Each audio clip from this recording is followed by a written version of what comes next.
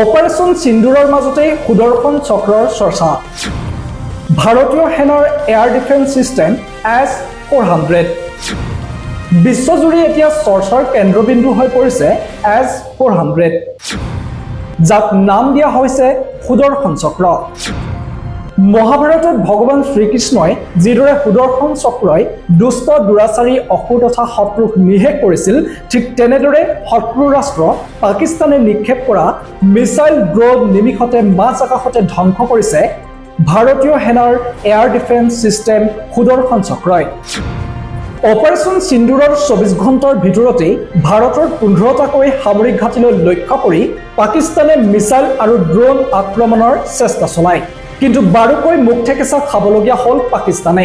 ভাৰতৰ আকাশমাৰ্গত প্ৰৱেশৰ সময়তে শক্তিশালী ভাৰতীয় সেনাৰ এয়াৰ ডিফেন্স সিস্টেম সুদৰ্শন চক্ৰই নিষ্ক্ৰিয় কৰে পাকিস্তানৰ অত্যাধুনিক মিসাইল আৰু ড্ৰোন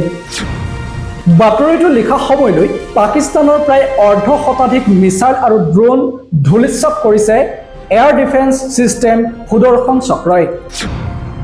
এতিয়া জনাব বিচাৰিছো ভাৰতৰ লগত থকা শক্তিশালী এয়াৰ ডিফেন্স সিস্টেম S-400ৰ কিছু তথ্য ভাৰতে ৰাছিয়াৰ পৰা ক্ৰয় কৰিছিল S-400 S-400ক ভাৰতীয় বায়ুসেনাই নাম ৰাখিছিল সুদৰ্শন চক্ৰ 400 কিলোমিটাৰ পৰ্যন্ত শত্ৰুৰ লক্ষ্যস্থানত আঘাত কৰিব পাৰে সুদৰ্শন চক্ৰই 540 কোটি টকাৰ প্ৰতিৰক্ষা চুক্তি স্বাক্ষৰ কৰি S-400 ক্ৰয় কৰে ভাৰতে ৰাছিয়াৰ S-400 হৈছে ভূমিৰ পৰা আকাশমাৰ্গলৈ ক্ষেপণাস্ত্ৰ প্ৰতিৰোধ কৰিব পৰা বিশ্বৰ অত্যাধুনিক প্ৰযুক্তি ভাৰতে মুঠ 5টা S-400 ইউনিট ক্ৰয়ৰ চুক্তি কৰিছে বৰ্তমানলৈ 3টা ইউনিট যোগান ধৰিছে ৰাছিয়াই S-400 ৰাডাৰত 600 কিলোমিটাৰ দূৰত্বৰ পৰা লক্ষ্যবস্তু চিনাক্ত কৰিব পাৰে এই সিস্টেমে একে সময়তে 100টা লক্ষ্যবস্তু অনুসৰণ কৰিব পাৰে আৰু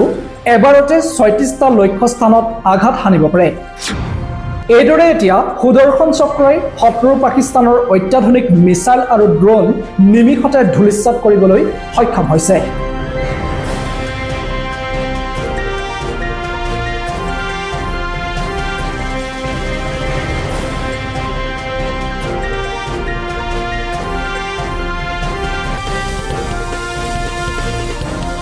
নিউজ ডেস্ক ৰিপৰ্ট